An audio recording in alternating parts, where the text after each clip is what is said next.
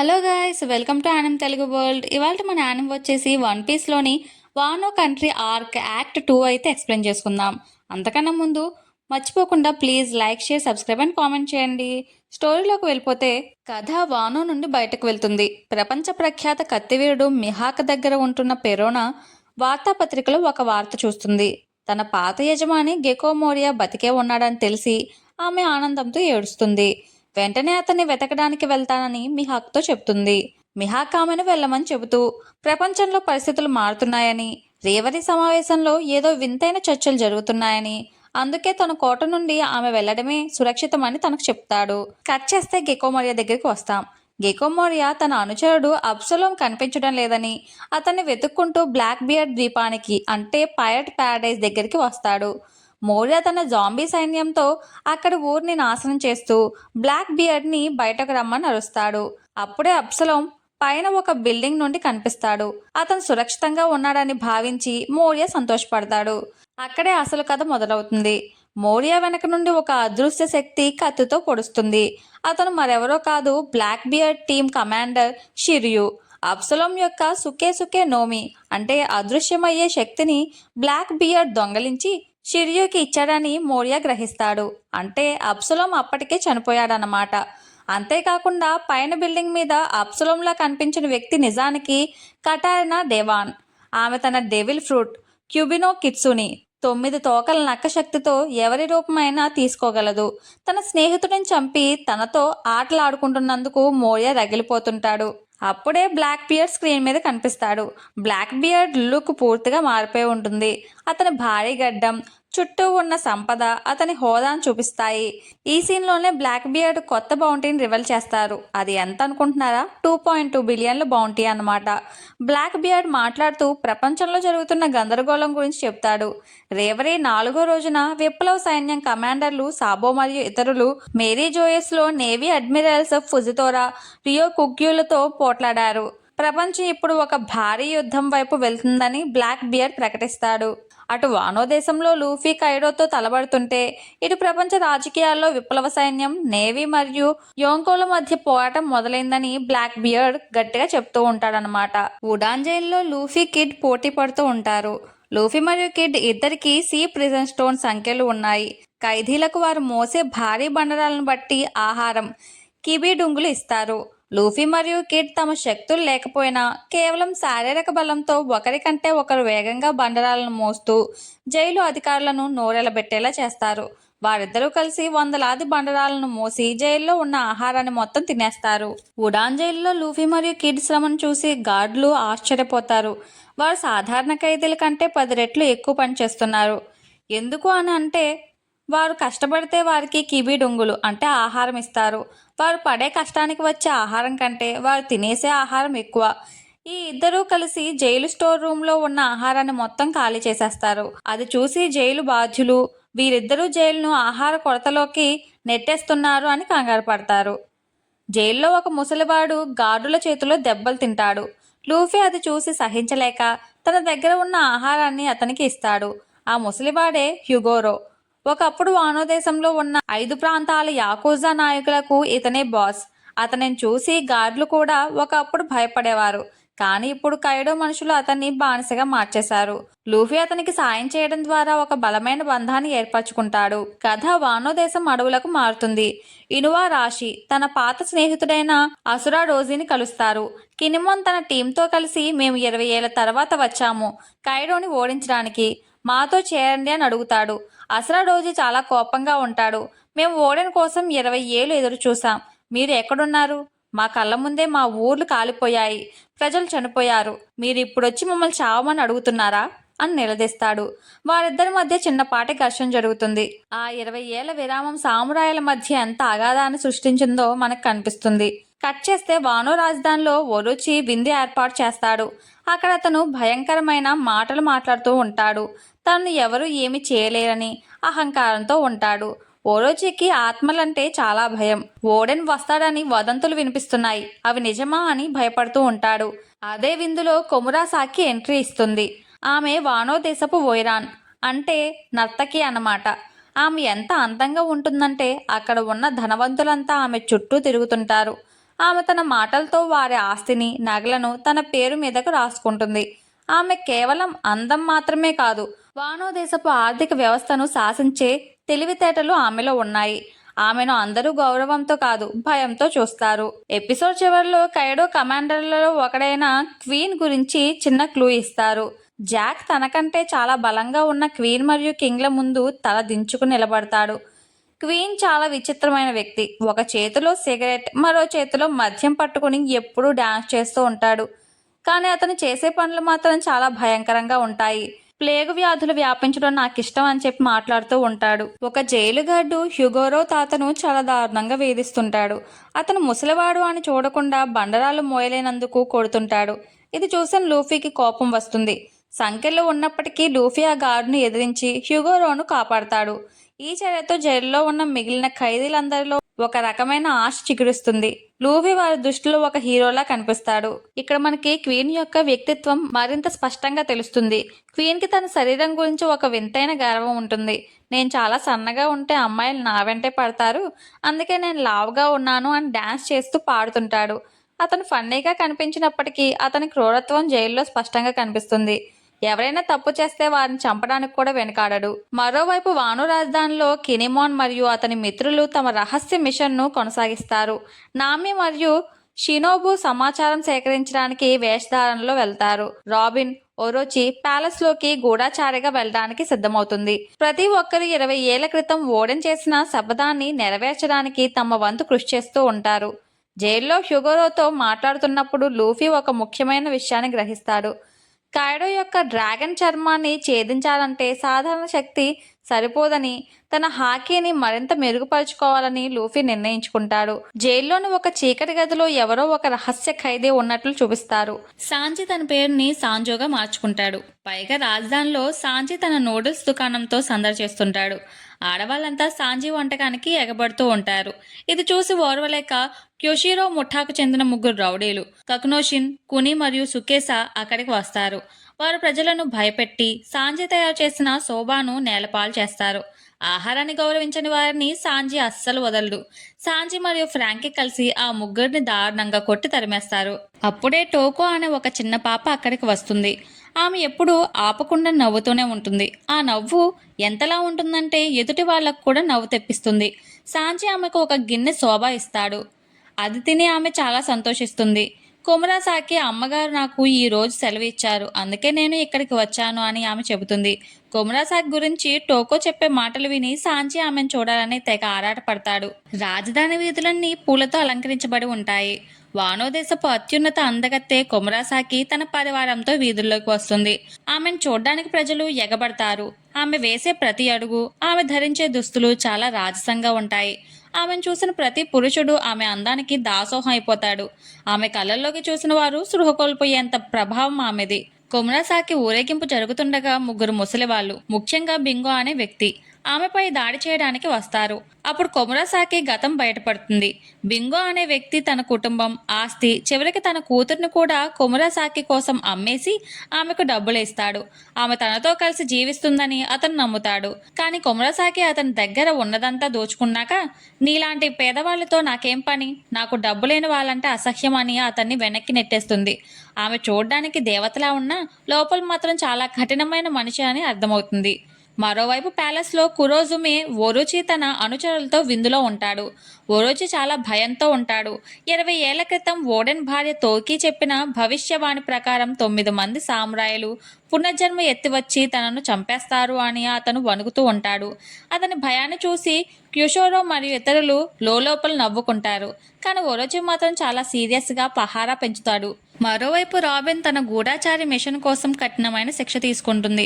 ఒరోచి ప్యాలెస్లోకి వెళ్లాలంటే గొప్ప గీషా కావాలి. అందుకే ఆమె వానో సంప్రదాయ నృత్యాలు, సంగీతం నేర్చుకుంటుంది. చివరికి ఆమెకు ఒరోచి విందులో పాల్గొనే అవకాశం దొరుకుతుంది.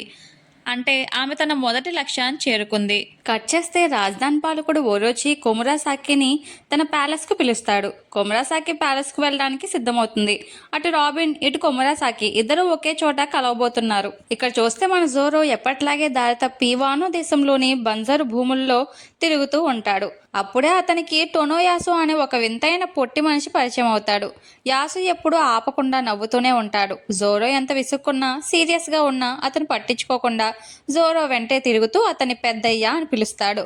జోరో దగ్గర డబ్బులు లేవని గ్రహించిన యాసు అతని రాజధానికి సమీపంలో ఉన్న ఒక జూదశాలకు తీసుకెళ్తాడు. యాసు మరియు జోరో ఒక రహస్య జూదశాలలోకి ప్రవేశిస్తారు.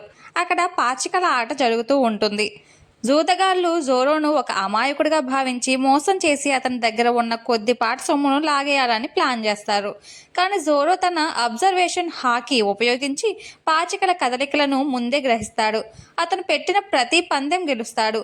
తాము మోసం చేస్తున్న జోరో ఎలా గెలుస్తున్నాడని రౌడీలు షాక్ అవుతారు.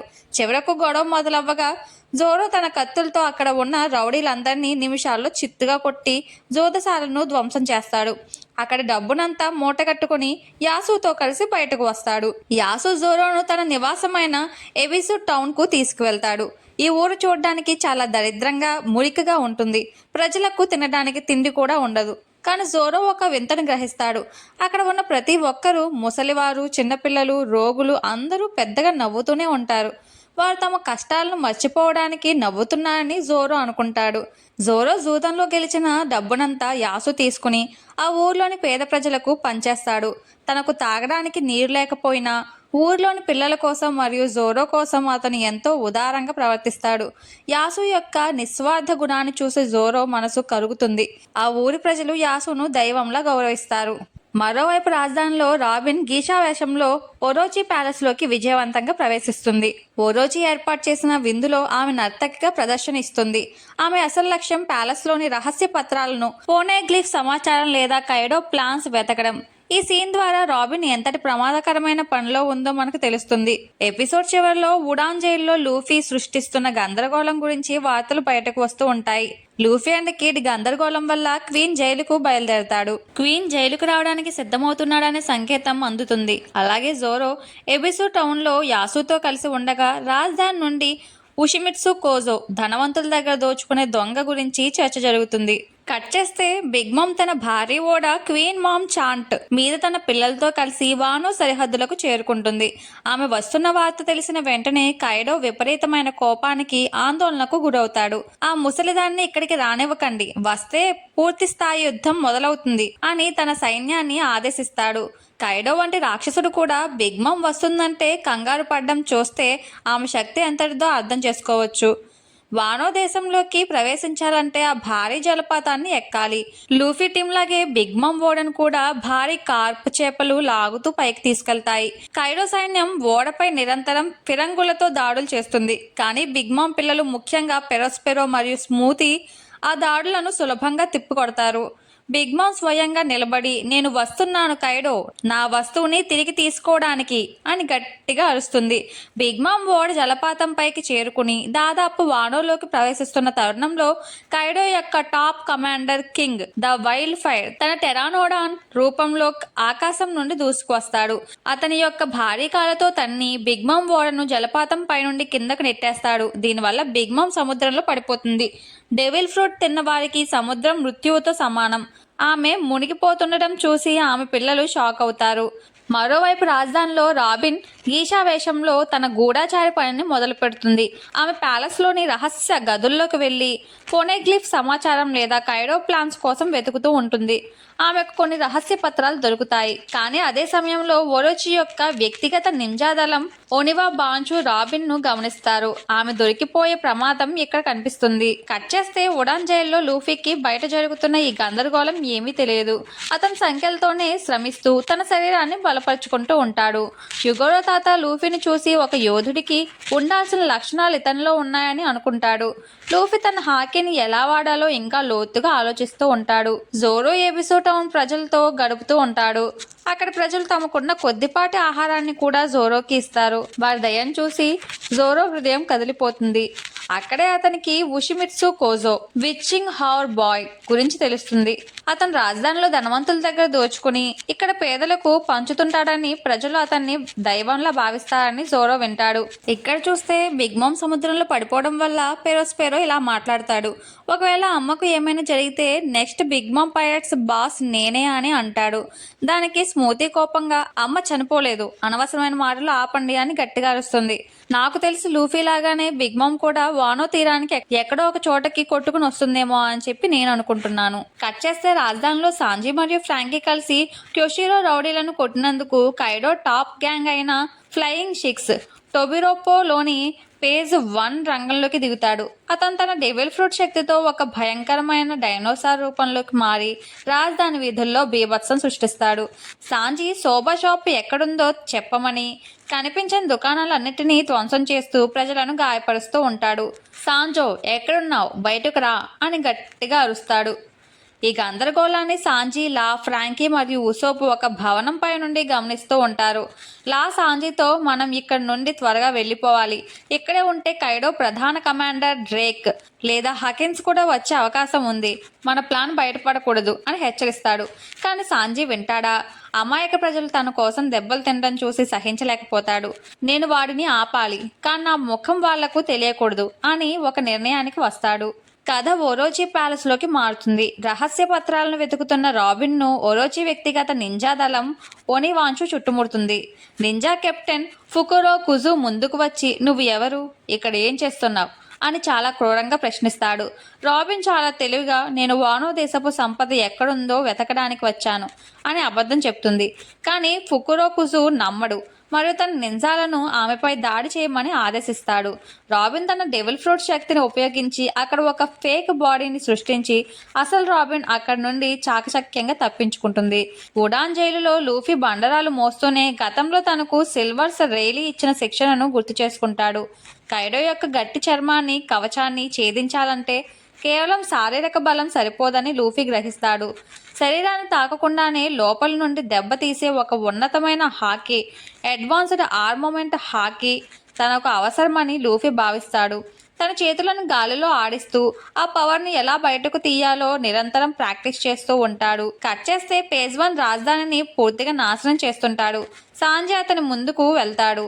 తన ముఖం ఎవరికి తెలియకుండా ఉండడానికి మరియు తన పవర్ను పెంచుకోవడానికి సాంజీ తన జేబులో ఉన్న జెర్మా 66 రైట్ సూట్ నెంబర్ 3 క్యాప్సూల్ను బయటకు తీస్తాడు. సాంజీకి తన ఫ్యామిలీ టెక్నాలజీని వాడటం అస్సలు ఇష్టం ఉండదు, కానీ ప్రజల్ని కాపాడడానికి వాడుకోక తప్పని పరిస్థితి ఏర్పడుతుంది.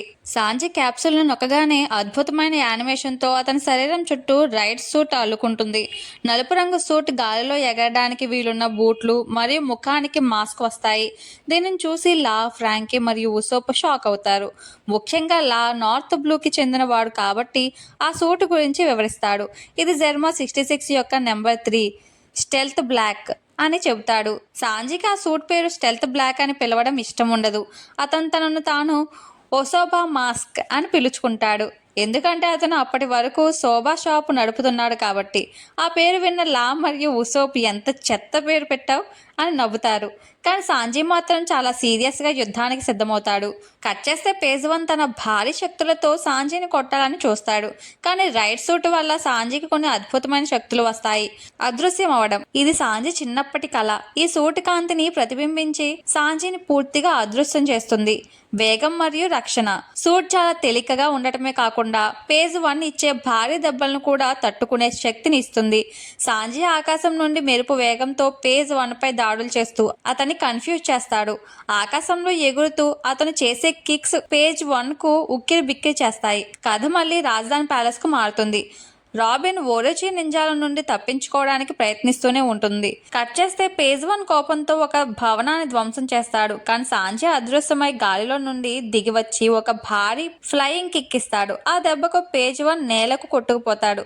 సాంజీ తన కొత్త శక్తితో చాలా బలంగా మారాడని మనకు అర్థమవుతుంది. కట్ చేస్తే ప్యాలెస్ హాల్లో సోగున్ కురోజుమి ఒరోచి విలాసవంతమైన విందును కొనసాగిస్తుంటాడు. అతని పక్కనే వానో దేశపు అందగత్తె కొమురాసాకి కూర్చుని ఉంటుంది. మధ్య మద్యం మత్తులో ఓరోచి మళ్ళీ తన పాత భయాన్ని గట్టిగా అరవడం ప్రారంభిస్తాడు. 20 ఏళ్ల క్రితం చనిపోయిన కొజుకి ఓడిన ఆత్మలు 9 మంది సామురాయిలు నన్ను చంపడానికి తిరిగి వస్తున్నారు అని వణుకుపోతూ ఉంటాడు. అతని మాటలు విని అక్కడ ఉన్న ధనవంతులు క్యోషిరో లోపల నవ్వుకుంటారు. చనిపోయిన వారు ఎలా తిరిగి వస్తారు? మన వెనుక కైడో ఉన్నాడు, మనల్ని ఎవరూ ఏమీ చేయలేరు అని కొషిరో ఓరోచిని శాంతింపజేయడానికి ప్రయత్నిస్తాడు. కానీ ఓరోచి భయం తగ్గదు. ఓరోచి అంత సీరియస్ గా భయపడుతూ మాట్లాడుతుంటే అక్కడ సేవ చేస్తున్న చిన్న పాప టోకో ఓరోచి భయాన్ని చూసి తట్టుకోలేక గట్టిగా నవ్వేస్తుంది. హాల్ మొత్తం ఒక్కసారిగా నిశ్శబ్దం అయిపోతుంది.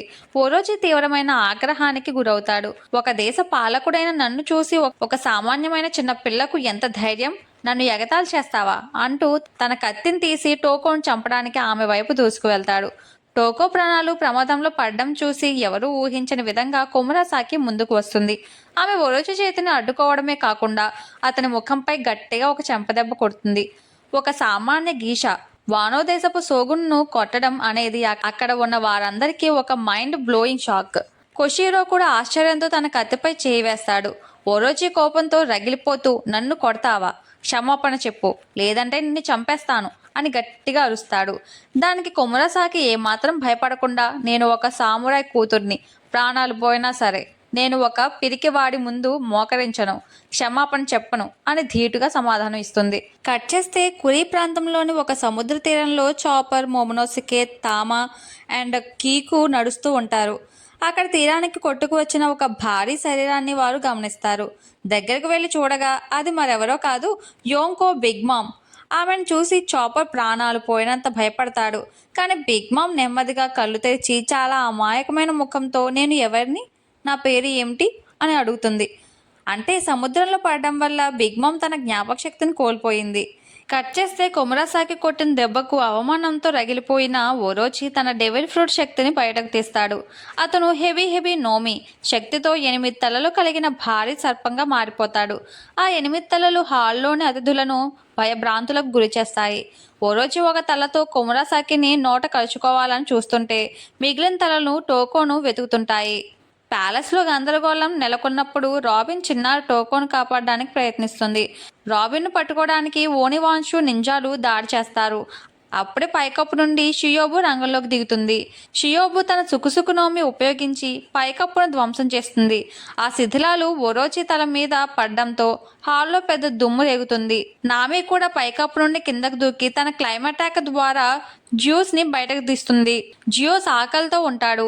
నామి అతనికి బ్లాక్ బాల్స్ ఇస్తుంది. జ్యూస్ శక్తితో నామి ఒక భారీ మెరుపు దాడి థండర్ బోల్ట్ టెంపో చేస్తుంది. ఈ దెబ్బకు ప్యాలెస్ లో నింజాలంతా అటాక్ అవుతారు. ఓరోచి కొమురాసాకిని చంపడానికి సిద్ధమవగా మధ్యలోకి క్యుషిరో వస్తాడు. నువ్వు సోగున్ను అవమానించావు, దీనికి మరణమే శిక్ష అని చెబుతూ క్యుషిరో తన కత్తితో కొమురాసాకిని ఒక్క వేటుతో నరికేస్తాడు. కొమురాసాకి రక్తం కారుతూ నేలపై పడిపోతుంది. ఆమె చేతిలో ఒక చిన్న కాగితం, కినిమోన్ పంపిన యుద్ధ సందేశం ఉంటుంది. దాన్ని కిషోరో గమనిస్తాడు. తను ఎంతగానో ఇష్టపడిన కొమురాసాకి చనిపోవడంతో ఓరోచి గుండె పగిలి ఏడుస్తాడు. కానీ అతని కోపం ఆ చిన్నారి టోకో మీదకు మల్లుతుంది. రాబిన్, నామి, షియోబు కలిసి టోకోను తీసుకుని ప్యాలెస్ నుండి బయటపడడానికి ప్రయత్నిస్తారు. మొత్తానికి ప్యాలెస్ మొత్తం ఒక యుద్ధ క్షేత్రంలా మారిపోతుంది. కథ మళ్ళీ కురీ తీరానికి మారుతుంది. చాపర్, మొమోనోసుకే, తామా అక్కడ బిగ్ మామ్ మెమొరీ లాస్ అవ్వడాన్ని గమనిస్తారు. బిగ్ మామ్ చాలా అమాయకంగా నాకు ఆకలిగా ఉంది అని అడుగుతుంది. చాపర్ మొదట భయపడినా తర్వాత ఒక తెలివైన ప్లాన్ వేస్తాడు. ఆమెను వుడాన్ జైలుకు తీసుకువెళ్ళి అక్కడ ఉన్న రెడ్ బీన్ సూప్ ఆశ చూపి లూఫీని రక్షించాలని చాపర్ నిర్ణయించుకుంటాడు. క్యుషిరో కత్తివేటుకు కొమురాసాకి నేల కొరుగుతుంది. ఆమె మరణాన్ని చూసి ప్యాలెస్ లో ఉన్న వారందరూ స్తంభించిపోతారు. ముఖ్యంగా సోగును ఉరుచి తట్టుకోలేకపోతాడు. అతను ఆమెను చంపాలని అనుకున్నప్పటికీ ఆమె నిజంగా చనిపోయేసరికి అతని పిచ్చి ప్రేమ బయటపడుతుంది. క్యుషిరో చాలా ప్రశాంతంగా తన కత్తిని తుడుచుకుంటూ, షోగున్ను ఎదిరించిన వారికి శిక్ష తప్పదు, ఇది రాజధాని చట్టం అని చెబుతాడు. అతను కొమురాసాకి చేతిలో ఉన్న యుద్ధ సందేశాన్ని, అంటే చంద్రుని గుర్తు ఉన్న కాగితం రహస్యంగా తన దగ్గర ఉంచుకుంటాడు. టోగో తన యజమాని కొమురాసాకి చనిపోయిందని తెలిసి ఏడుస్తూనే ఉంటుంది. మరుసటి రోజు ఉదయం కొమురాసాకి మరణ వార్త వానో రాజధాని అంతా పాకుతుంది. ప్రజలు నమ్మలేకపోతారు. వానో దేశపు ఐడల్ ఇక లేదని తెలిసి అందరూ ఏడుస్తూ ఉంటారు. సాంజీ, ఉసోప్ మరియు ఫ్రాంకీ కూడా ఈ వార్త విని షాక్ అవుతారు. ముఖ్యంగా సాంజీ. తన కలల సుందరి చనిపోయిందని తెలిసి విపరీతంగా బాధపడతాడు. ఈ ఎపిసోడ్లో మరో ముఖ్యమైన ఘట్టం, కైడో యొక్క టాప్ కమాండర్ క్వీన్ ఉడాన్ జైలుకు చేరుకుంటాడు.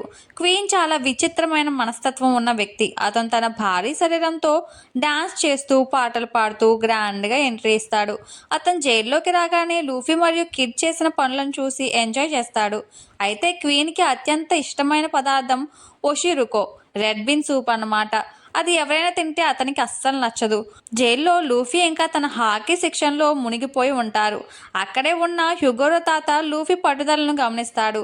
లూఫీ తన గాలిలో చేసే దాడులను చూసి వానో దేశంలో దీన్ని రియు అని పిలుస్తారని హ్యూగోరో తాతకు అర్థమవుతుంది. హ్యూగోరో తాత లోపల లూఫీకి ఏదో ఒక రకంగా సహాయం చేయాలని నిర్ణయించుకుంటాడు. కట్ చేస్తే బిగ్ మామ్ చాపర్ మరియు తామాలతో కలిసి ప్రయాణిస్తుంటుంది. చాపర్ ఆమెకు ఓలిన్ అనే పేరు పెడతాడు, ఎందుకంటే ఆమెకు తన పేరు గుర్తులేదు కాబట్టి. ఆమెకు విపరీతమైన ఆకలి వేస్తుంది. చాపర్ ఆమెను ఉడాన్ జైలు వైపు నడిపిస్తాడు. అక్కడ ఆమెకు ఆశ చూపిస్తాడు. లూఫీని రక్షించడానికి బిగ్ మామ్ ను ఒక ఆయుధంగా వాడుకోవడమే చాపర్ ప్లాన్ అన్నమాట. ఇక్కడ చూస్తే ఒరోచి తన గదిలో పిచ్చివాడిలా ఏడుస్తూ కొమురాసాకి ఫోటోను చూస్తూ ఉంటాడు.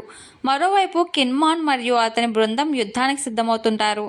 వానో దేశంలో నివసిస్తున్న సామురాయిలకు చంద్రుని గుర్తు ఉన్న కాగితాలను పంచడం ద్వారా సైన్యాన్ని పోగు చేస్తుంటారు. అయితే ఒనివాన్షు నింజాలు ఈ రహస్య సంకేతాలను గమనించడం ప్రారంభిస్తారు. ఇది మన టీంకు ప్రమాద సంకేతం. జైల్లో లూఫీ మరియు కిడ్ తప్పించుకోవడానికి ప్రయత్నిస్తున్నారని, వారు గార్డులను కొడుతున్నారని తెలిసి కూడా క్వీన్ చాలా కూల్ గా ఉంటాడు. అతను తన కింద పనిచేసే వారితో ఒక డాన్స్ షో మరియు పాటలు పాడిస్తూ జైలును ఒక ఎంటర్టైన్మెంట్ సెంటర్ లా మారుస్తాడు. లూఫీ గార్డులను కొట్టినందుకు మరియు హ్యూగోరో తాతను కాపాడినందుకు క్వీన్ వారికి మరణశిక్ష విధించాలని నిర్ణయించుకుంటాడు. కానీ సాధారణ మరణశిక్ష అయితే బోర్ కొడుతుందని క్వీన్ ఒక వింతైన మరియు భయంకరమైన ఆటను మొదలు పెడతాడు. దాని పేరే సుమో ఇన్ఫార్మ్. ఈ ఆట చాలా ప్రమాదకరమైనది. లూఫీ మరియు హ్యూగోరో తాతల మెడకు ఒక ప్రమాదకరమైన ఇనుప కాలర్ బిగిస్తారు. వీరు రింగ్ నుండి బయటకు అడుగు వేసినా లేదా ఓడిపోయినా ఆ కాలర్ నుండి కత్తులు బయటకు వచ్చి వారి మెడను నరికేస్తాయి. రింగ్ లో వీరు ఇద్దరు మాత్రమే ఉంటారు. కానీ వారికి ఎదురుగా ఆయుధాలు కలిగిన వందలాది కైడో సైనికులు వరుసగా వస్తుంటారు. వీరికి ఉన్న ఒకే ఒక వెసులుబాటు ఏమిటంటే లూఫీ చేతులకు ఉన్న సీ ప్రిజం స్టోన్ సంఖ్యలను క్వీన్ తొలగిస్తాడు. నువ్వు నీ పూర్తి శక్తిని వాడినా సరే ఇక్కడి నుండి తప్పించుకోలేవు అని క్వీన్ సవాల్ వేస్తాడు. సంఖ్యలు విడిపోగానే లూఫీ తన పూర్తి శక్తిని పొందుతాడు. రింగులోకి వచ్చే సైనికులను లూఫీ గడ్డిపోచలా విసిరి కొడతాడు. తన కాంకరర్ హాకీ ఉపయోగించి చాలా మందిని స్పృహ కోల్పోయేలా చేస్తాడు. అయితే లూఫీకి కేవలం గెలవడం మాత్రమే ముఖ్యం కాదు. అతను ఈ పోరాటాన్ని తన అడ్వాన్స్డ్ హాకీని ప్రాక్టీస్ చేయడానికి ఒక అవకాశంగా వాడుకుంటాడు. రైలు నేర్పినట్లుగా ప్రత్యర్థిని తాకకుండానే గాలిలో ఉండే శక్తితో కొట్టాలని లూఫీ ప్రయత్నిస్తూ ఉంటాడు. మరోవైపు ప్యాలెస్ నుండి తప్పించుకుంటున్న రైజో జైల్లో లూఫీ సంఖ్యలో తాళం చెవిని వెతుకుతూ ఉంటాడు. ఇక్కడ చూస్తే బిగ్ మామ్ ఆకలితో వెల్వెల్లాడుతుంది. చాపర్ మరియు టామా ఆమెను ఒక మొసలి లాంటి జంతువు మీద ఎక్కించుకుని ఉడాన్ జైలు వైపు తీసుకొస్తూ ఉంటారు. బిగ్ మామ్ పదే పదే ఒషిరుకో గురించి అడుగుతూ ఉంటుంది. ఒకవేళ అక్కడికి వెళ్ళాక ఆమెకు సూప్ దొరకకపోతే పరిస్థితి ఎంత భయంకరంగా ఉంటుందో అని చాపర్ భయపడుతూ ఉంటాడు. ఎపిసోడ్ చివరిలో లూఫీ అలసిపోకుండా పోరాడుతూనే ఉంటాడు. హ్యూగోరో తాత లూఫీ పోరాట పటమని చూసి ఆశ్చర్యపోతాడు. లూఫీ గాలిలో తన చేతులతో వింతగా కదలికలు చేయడం చూసి, నువ్వు నేర్చుకోవాలనుకుంటున్నది వానో దేశపు విద్య అని, అది రియు కదా అని హ్యూగోరో తాత అడుగుతాడు. ఇక్కడే లూఫీకి ఒక కొత్త గురువు దొరికాడని మనకు అర్థమవుతుంది. ఈ ఎపిసోడ్తో యాక్ట్ 2 పార్ట్ 3 అయితే కంప్లీట్ అయింది. అంతకన్నా ముందు ప్లీజ్ మర్చిపోకుండా like, share, subscribe and comment చేయండి. అంతవరకు సెలవు. Bye bye.